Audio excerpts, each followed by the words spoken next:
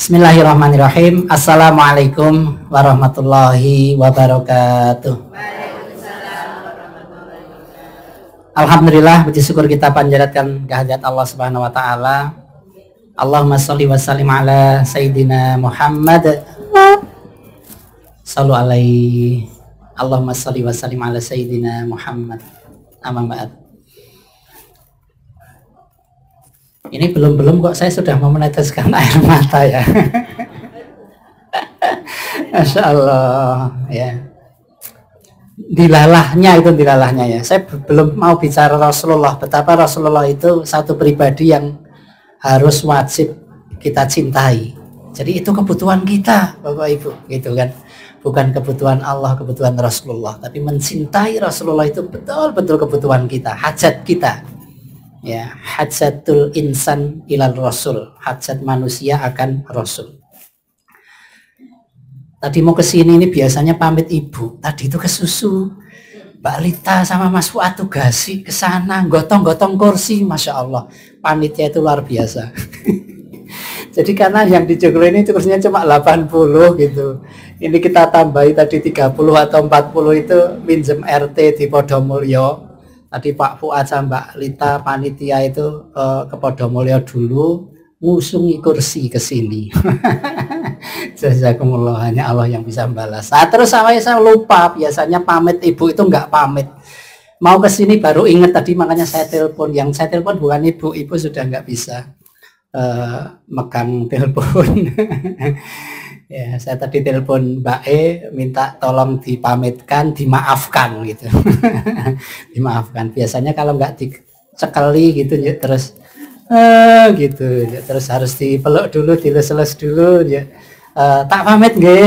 Ya, gitu. Wah, lega banget itu baru berangkat. Ibu sekalian yang berbahagia rahimakumullah. Kemarin sudah saya singgung di pertemuan berapa minggu yang lalu ya, kita ketemu ya, 2 minggu atau 3 minggu yang lalu. 3 minggu yang lalu ya, waktu itu kita bicara masalah peringatan kemerdekaan, hakikat kemerdekaan yang sesungguhnya ya, bagaimana kita mensyukuri kemerdekaan ya. Masih ingat Bapak Ibu? Agak ingat, nggak apa-apa, pokoknya kalau ngaji di sini bebas, pokoknya ngantuk boleh, sare boleh, sudah ngaji lupa ya boleh gitu loh. Dia pokoknya yang penting ngaji, bahagia, senyum gitu. Ini resep kebahagiaan kita, seminggu sekali rawuh ngaji. Wis. Nggak usah manteng-manteng banget gitu kan. Wis di bulan-bulan nih karo Pak Marsono kok yo lali, ora apal-apal nggak apa-apa. Ngajine ya balen-baleni, urung apal mboten napa-napa, wis ta, pokoknya bahagia. Ya, ini cara yang paling keren kata anak muda. Kalau Bapak Ibu, cara yang luar biasa untuk kita menggugurkan dosa kesalahan kita. Satu, itu ngaji Bapak Ibu. Ngaji. Jadi kalau kita istighfar 1 jam, betah Bapak Ibu? Kalau saya sering ngajari istighfar berapa kali? 100 kali. Level berikutnya berapa kali? 1000 kali. Yang 100 kali berapa menit? Butuh waktu berapa menit? Cuma 2 menit. Berarti kalau 1000 kali berapa menit? 2 kali 10. 20 menit, boleh dicicil seharian. Itu nanti dikejar-kejar rezeki. Wah, Masya Allah, bukan Mbak Ceki yang ngejar-ngejar, dikejar-kejar mau diberikan kebaikan sama Allah. Itu fadilah istighfar. Nah, hakikat istighfar itu adalah minta ampun sama Allah. Tapi betah nggak kita istighfar minta ampun sama Allah 1 jam? Jujur Bapak Ibu, kalau saya nggak betah. Betapa ibadah itu besar sekali, tapi kalau dilakukan 1 jam, ya Allah, abot banget.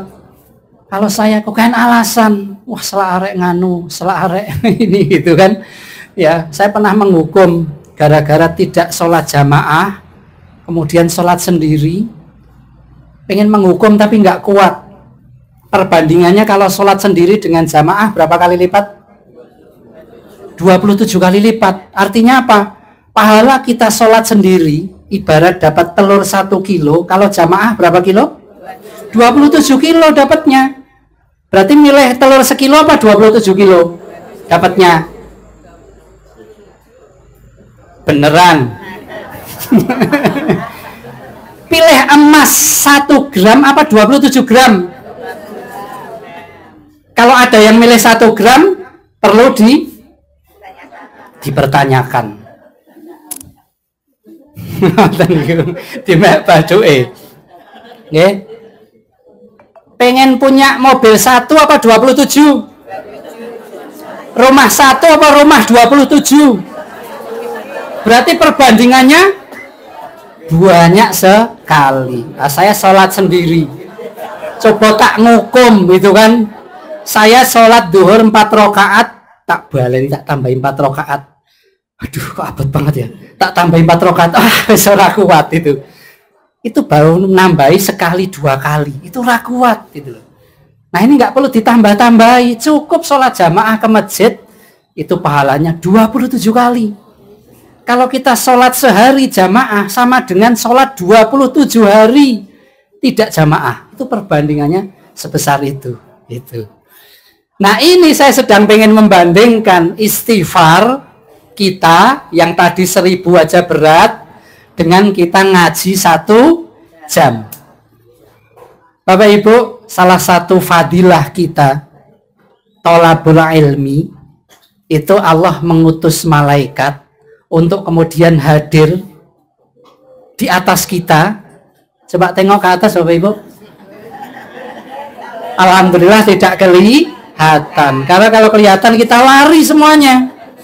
Karena malaikat itu kalau membentangkan sayapnya, itu satu sayap itu sampai ke ufuk barat, sayap kirinya sampai ke ufuk timur. Itu satu malaikat membentangkan sayapnya. Masya Allah. Ngapain malaikat hadir di majelis ilmu? Datang untuk kemudian memintakan maaf. Memintakan maaf atas dosa kesalahan kita, Bapak Ibu. Masya Allah. Merbes milim buatan Bapak Ibu. Ya Allah. Tidak hanya itu aja Bapak Ibu. Ada makhluk Allah yang ada di langit, burung-burung yang berterbangan. Ada ikan binatang di lautan, di samudra yang sangat luas. Yang mereka semuanya memintakan ampun atas dosa kesalahan kita. Masya Allah. Remen buatan Bapak Ibu. Bahagia enggak Bapak Ibu? Bahagia banget buatan. Bahagia sekali buatan. Ya Allah. Kenapa kok bahagia Bapak Ibu? Karena banyaknya dosa kesalahan kita. Sudah berapa tahun kita berbuat salah dosa? Bener Bu? 67 tahun dikurangi masa balik. Dulu sebelum balik, apapun yang kita lakukan tuh nggak ada dosa, nggak ada kesalahan. Makanya jangan dimarahi. Kalau punya anak, cucu kok belum balik, jangan dimarahi. Kita yang dosa gitu. Karena dia dimuliakan sama Allah, belum akan diangkat timbangan mizan untuk anak-anak yang belum balik. Ya, makanya kita orang tua, ibu, bapak, kakek, nenek yang bertanggung jawab untuk ngajari mereka. Tapi kalau sudah 7 tahun, paksa dengan kebaikan untuk kemudian sholat itu. Tapi jangan sakiti. Paksa dengan rayuan, dirayu dengan kalimat, dengan apapun itu. Tapi kalau sudah 10 tahun, ya bahasanya dipukul dengan kasih sayang, dijewer, dipaksa gitu. Karena sudah menjelang balik. Ya, kira-kira 10, 11 atau 12 tahun ini sudah balik. Begitu balik dulu kita sejak umur itu Ketika kita berbuat baik, maka kita akan diberikan jaza, balasan, pahala oleh Allah Subhanahu wa taala, surga balasannya. Tapi ketika berbuat tidak baik, berbuat jelek, berani sama orang tua, nyakiti hati orang lain dan seterusnya, juga akan dihukum, diberikan jaza sesuai dengan balasan sesuai dengan perbuatan kita. Itu berarti sampai sekarang sudah berapa tahun? Banyak tahun. Kalau saya 52 dikurangi 12 berarti 40 tahun. Itu 40 tahun. Artinya apa? Bapak Ibu, salah satu penyebab musibah datang kepada kita adalah karena dosa dan kesalahan. Jadi kalau kita tiba-tiba menemui, mohon maaf, suami, istri, anak, hal yang tidak baik yang membuat kita sedih, sakit hati, itu kan musibah. Kehilangan, itu juga musibah. Pokoknya hal-hal yang tidak sesuai dengan keinginan kita, membuat kita galau, sedih, itu namanya musibah. Nah, musibah itu datang karena dosa kesalahan kita. Itu. Karena dosa kesalahan kita. Berarti semakin banyak dosa kesalahan kita, ada saja musibah silih berganti. Masalah terus ora rampung.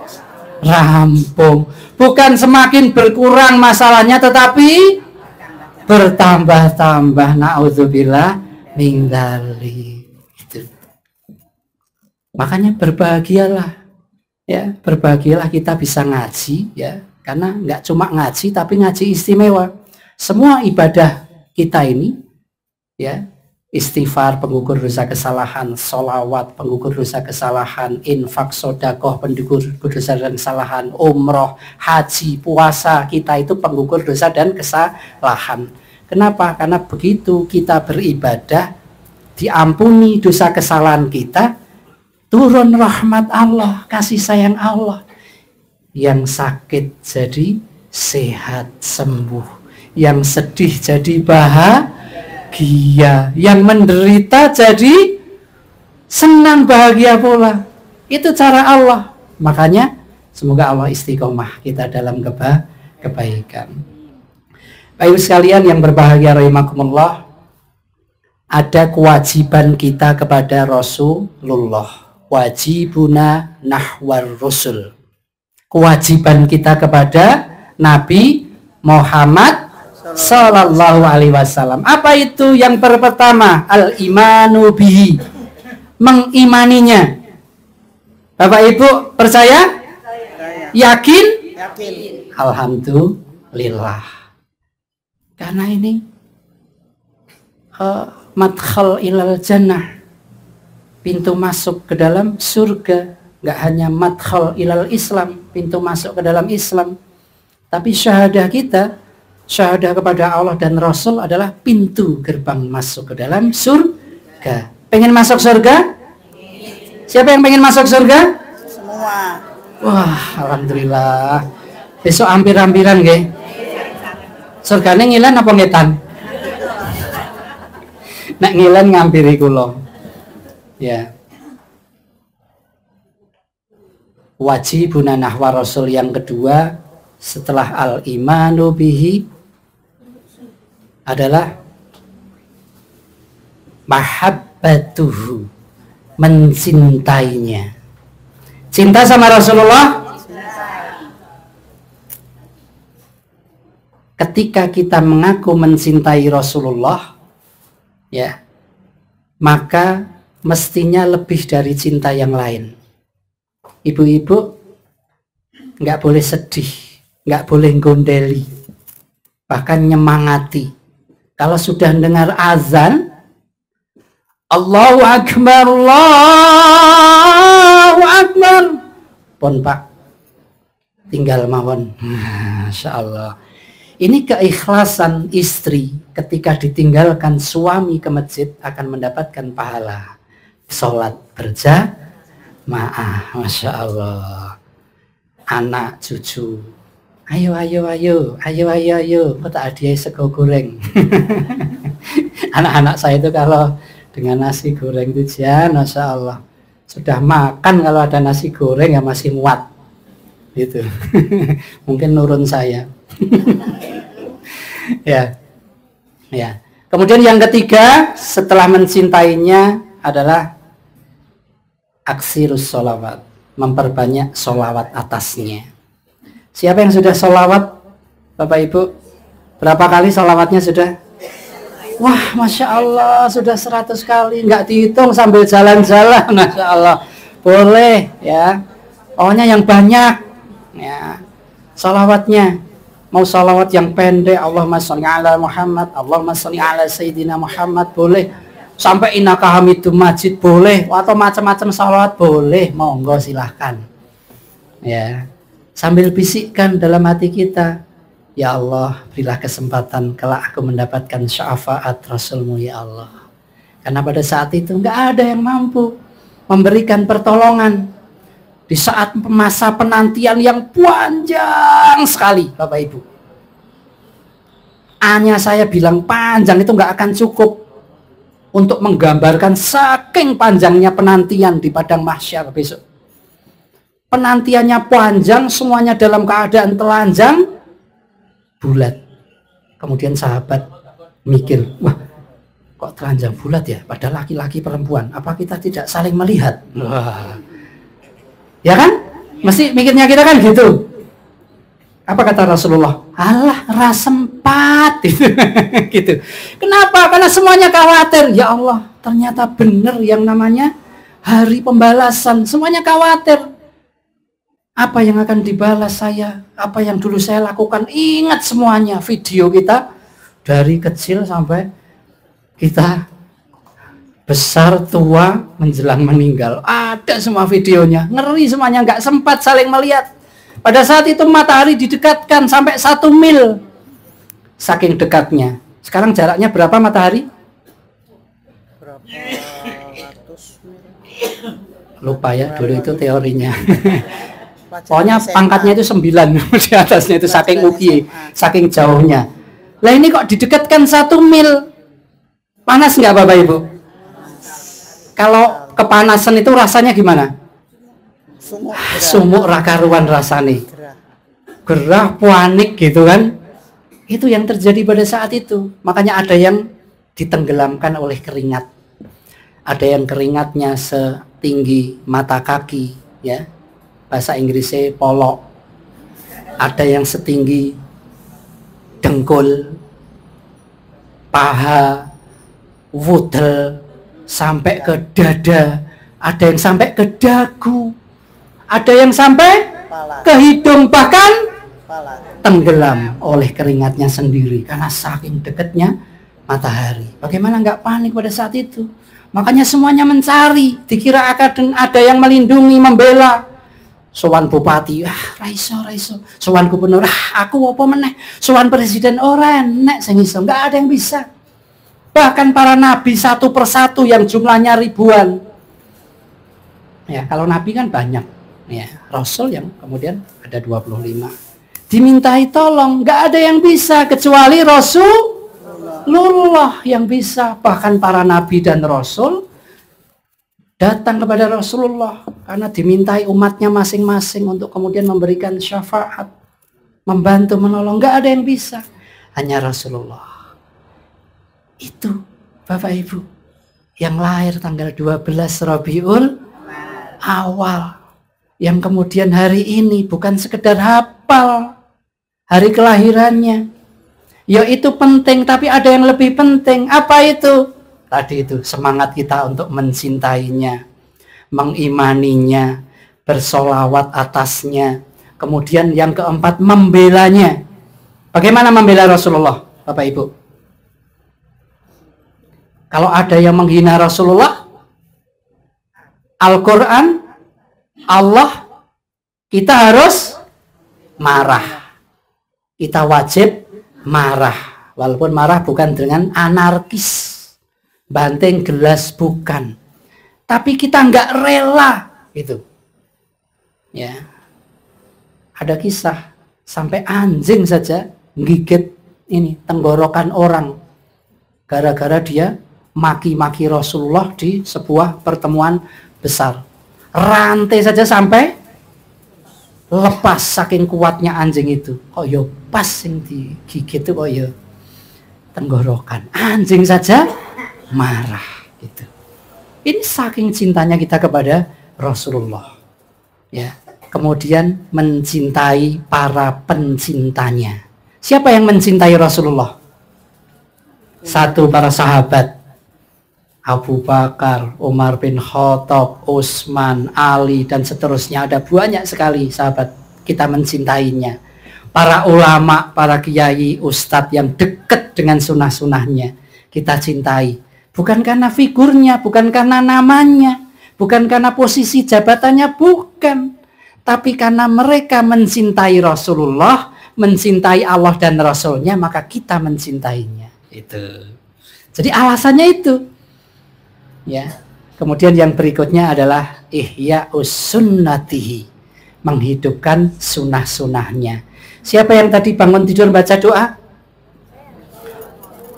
Wah, kesupen nih, wow, baca doa. Ya, makanya kenapa kita bangun tidur itu nggak boleh langsung nyet.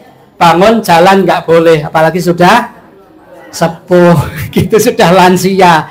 Suruh duduk dulu pelan. Nah itu kemudian kita ingat, oh ya, alhamdulillahillazi ahyana ba'dama amatana wa ilaihin nusyur. Segala puji bagi Allah yang telah menghidupkan kita setelah mematikan kita, dan kepadanya lah tempat kembali. Jadi besok kita akan pulang. Pulangnya kita yang sesungguhnya bukan pulang ke rumah, pulang ke Podomulyo, bukan, tapi pulang ke negeri akhirat. Gitu.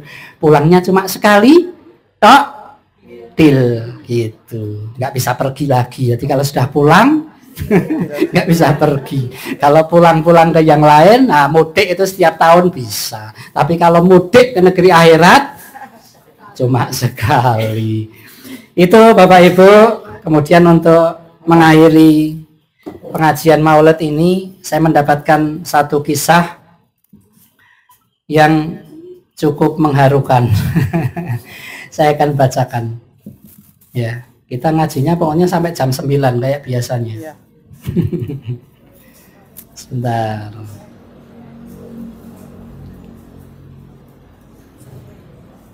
Jadi kisah singkatnya seperti ini.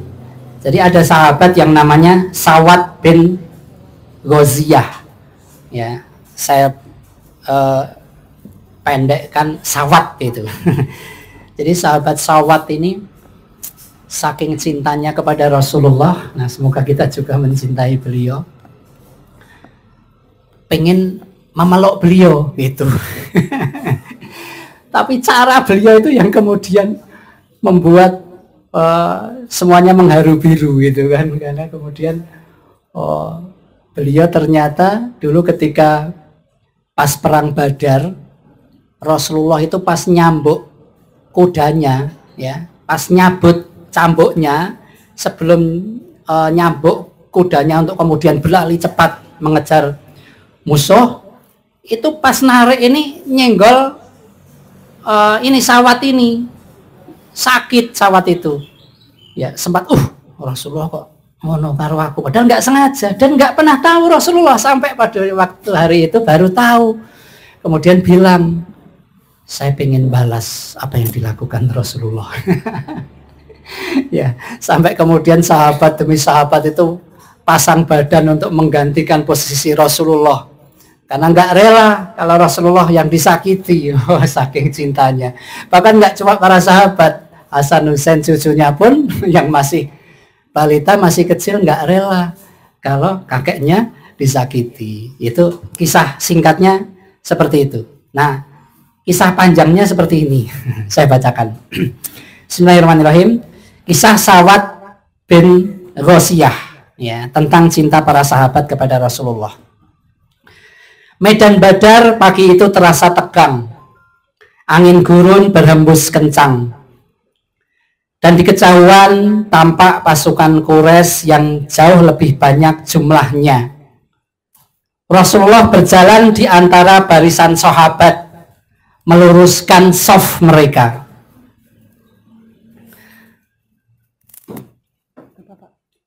Ini disetelkan kalau pan. Oh iya. Nah.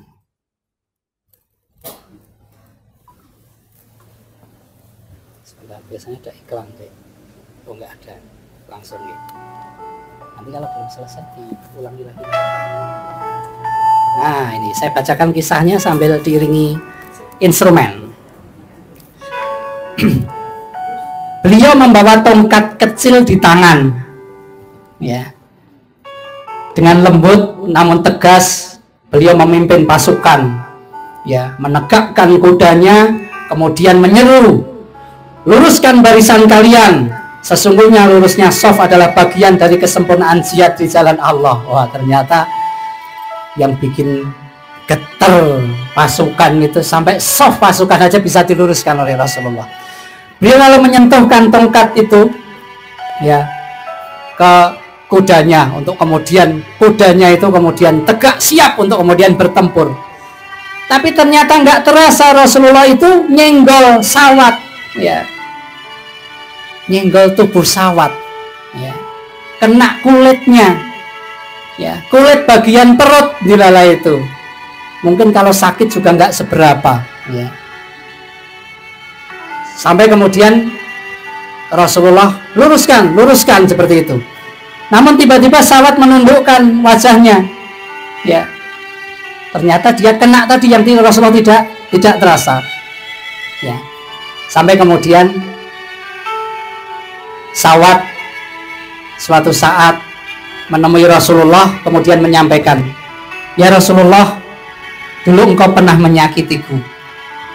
Engkau ketika mencabut tongkat, engkau mengenai tubuhku, mengenai perutku, maka aku ingin membalasnya, gitu. Masya Allah, ingin membalasnya. Maka sekejap waktu itu para sahabat yang ada di hadapan Rasulullah menjadi hening. Para sahabat saling pandang terkejut. Ada yang spontan ingin menegur sawat, terutama Umar bin Khattab, maju selangkah dengan wajah yang merah menahan marah. Wahai sawat, bagaimana mungkin engkau berani berkata seperti itu kepada baginda Rasulullah? Demi Allah, bila bukan karena beliau, engkau pasti aku balas itu. Namun Rasulullah mengangkat tangan menenangkan Umar. Tenang wahai Umar, duduklah, biarkan ia sawat membalasnya, karena aku tidak ingin ketika aku mati bertemu dengan Allah masih ada yang tidak rela. Ya, tadi kalau kita tanya apakah aku punya hutang, apakah aku punya pinjaman dan seterusnya, Rasulullah itu sampai ada orang yang disakiti pun ditanya. Salah satunya sawat yang kemudian dia ingin membalas. Maka para sahabat pun tertunduk, hati mereka perih mendengar jawaban itu. Bagaimana mungkin tubuh semulia Rasulullah akan dicambuk, ya, digebuk dengan kayu oleh sawat. Kemudian Rasulullah menyiapkan diri, mendekat, balaslah dulu seperti yang aku lakukan kepadamu. Apa yang dikatakan sawat? Dulu saya kena kulitnya, kena dagingnya, ya Rasulullah. Maka Rasulullah pun membuka kain bajunya. Sampai segitunya Rasulullah pengen persis seperti yang dia lakukan dulu kesalahan beliau kepada sawat. Maka beliau menyingkat kaitnya hingga tampak perut beliau yang mulia, yang suci. Kemudian Rasulullah mengatakan, silahkan balaslah aku wahai sawat. Tiba-tiba Abu Bakar maju dengan meneteskan air mata. Ya Rasulullah, izinkan aku menggantikanmu. Jika harus ada yang dicambuk, biarkan aku yang menerimanya, bukan engkau. Tidak, kata Rasulullah. Kemudian Utsman bin Affan pun mengatakan seperti itu. Ali juga mengatakan, demi Allah, tidak akan kubiarkan tongkat ini menyentuh tubuhmu. Wahai kekasih Allah, biarkan aku yang menggantikanmu. Sampai Umar kemudian menahan dadanya yang bergemuruh. Wahai Rasulullah, jika engkau izinkan, cambukkan aku bahkan 1000 kali lipat. Sampai seperti itu. Asal bukan tubuhmu yang disentuh. Maka air mata para sahabat pun jatuh dengan derasnya. Mereka menyiapkan diri satu persatu untuk menukar dengan tubuh Rasulullah. Maka di saat itu dari arah belakang terdengar suara kecil Hasan Husain, cucu tercinta Rasulullah. Beliau mendekat dengan polos. Dia mengatakan sambil memeluk kaki kakeknya, "Ya Jaddah, wahai kakek, jangan biarkan mereka menyakitimu, biarkan aku yang dipukul untukmu." Maka suasana menjadi pecah. Rasulullah tetap berdiri dengan tenang, lembut. Biarkan Sawat membalas, biar aku tidak ada pertanggungjawaban di hadapan Allah. "Wahai sahabatku, wahai cucuku tercinta, tenanglah kalian. Aku adalah utusan Allah. Jika aku berbuat salah, aku harus adil. Biarlah Sawat menuntut haknya." Sawat pun maju perlahan menggenggam tongkat itu. Semua mata menatapnya dengan tegang. Namun tiba-tiba ia lepaskan tongkatnya itu ke tanah. Ia mendekat dan memeluk tubuh Rasulullah dengan erat, menempelkan wajahnya ke perut beliau yang mulia sambil menangis terseduh-seduh. "Ya Rasulullah, demi Allah, bukan itu maksudku. Aku tidak ingin menyakitimu, tetapi engkau lihat apa yang akan terjadi di hadapan kita. Aku mungkin tidak akan kembali hidup di medan perang setelah ini. Maka sebelum aku mati, aku ingin memeluk tubuhmu." Masya Allah, tubuh yang penuh dengan berkah. Sampai kemudian kalau aku harus menghadapmu, syahid fisabilillah, aku sudah siap. Maka kata Rasulullah, "Semoga Allah merahmatimu, wahai Sawat. Husnul khotimah."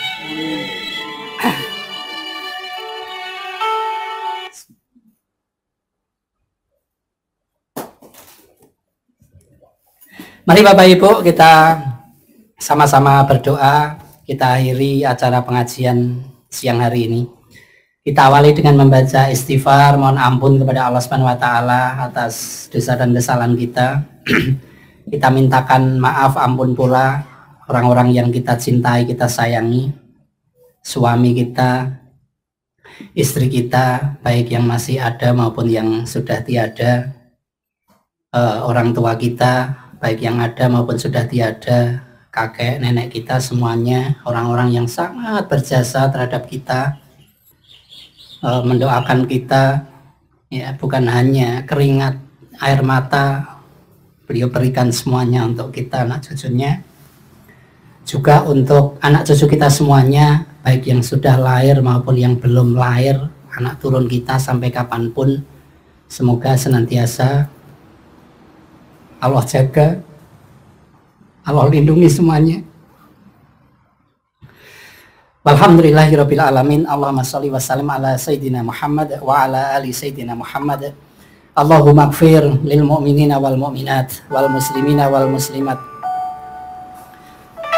al ahya'i minhum wal amwat. Innaka sami'un qaribun mujibud da'awat.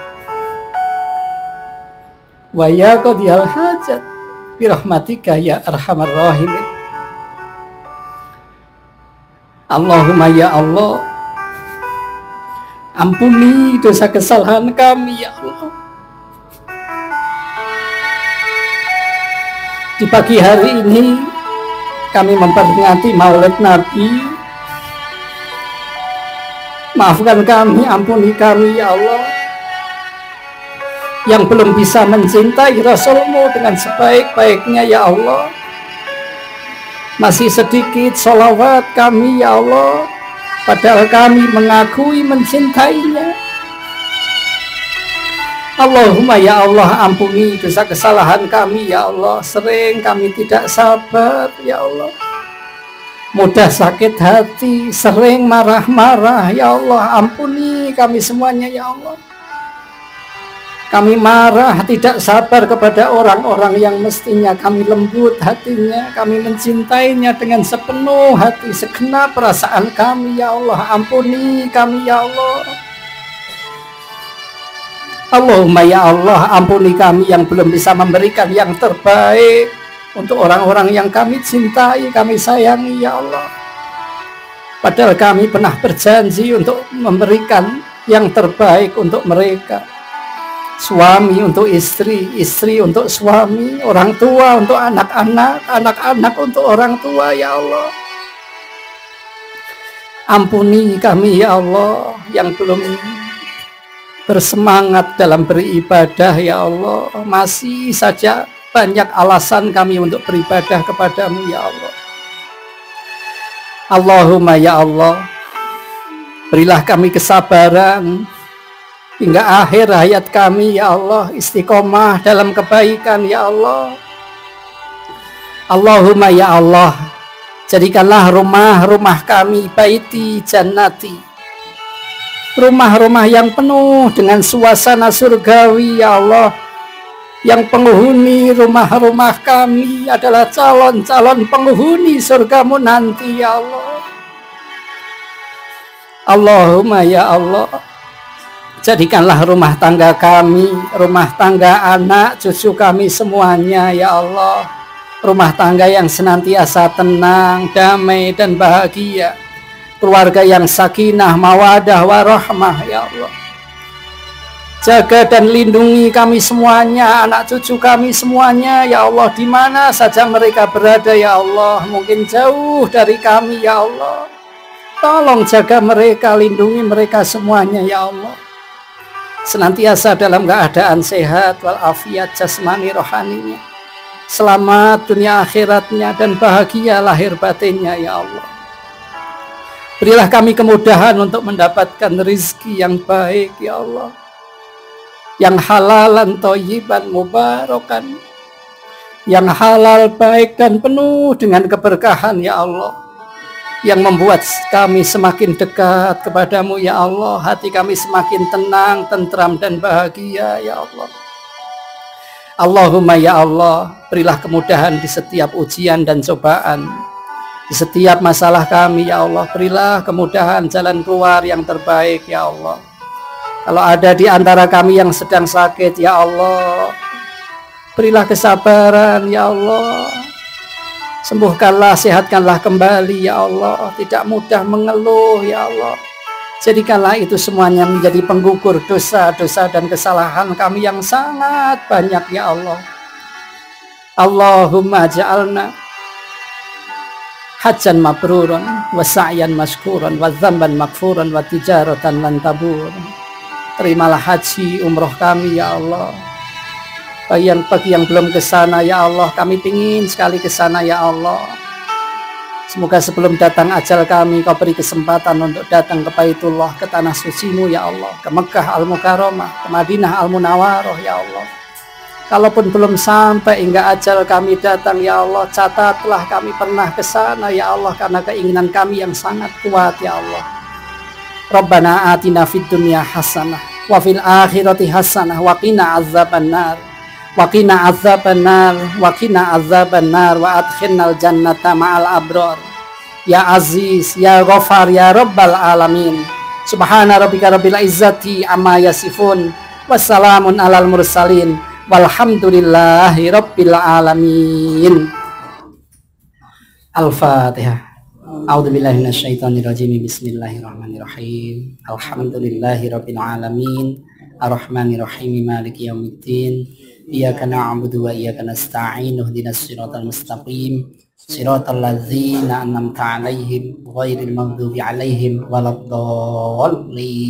Amin. Semoga Allah berkenan mengabulkan doa-doa kita, semoga senantiasa sehat, bahagia selalu, amin ya rabbal alamin. Kurang dan salahnya kita saling memaafkan, semoga kita menjadi sahabat saudara hingga akhir hayat, bahkan kelak di surganya Allah, amin ya rabbal alamin. Billahi taufiq wal hidayah wa ridha wal inayah. Wassalamualaikum warahmatullahi wabarakatuh. Waalaikumsalam warahmatullahi wabarakatuh. Terima kasih pada Bapak Arif Nur Hadi. Alhamdulillah kita telah sama-sama menyimak ceramah yang sangat bermanfaat demi meningkatkan kecintaan kita terhadap Rasulullah SAW. Demikian acara kegiatan Maulid Nabi Muhammad SAW 1445 Hijriah. Marilah kita tutup dengan bacaan hamdalah dan kifratul majlis. Alhamdulillahirabbil alamin. Subhanakallahumma wa bihamdika asyhadu alla ilaha illa anta astaghfiruka wa atubu ilaik. Assalamualaikum warahmatullahi wabarakatuh. Sebentar Ibu-ibu ya, ada sekalian informasi untuk hari ini tanggal 10 September 2025, saldo kas Rp3.960.750. Infak hari ini Rp525.000. Alhamdulillah, terima kasih kepada Ibu Bapak yang undang infak hari ini. Jumlah semua Rp4.455.750. Jumlah yang hadir 115 orang. Demikian dari pengurus. Saya akhiri. Wassalamualaikum. Untuk selebihnya monggo Bapak dan Ibu menikmati yang sudah disediakan, yaitu soto, dan setelah itu boleh pulang. Sugeng kundur, tetap jaga kesehatan. Wassalamualaikum warahmatullahi wabarakatuh.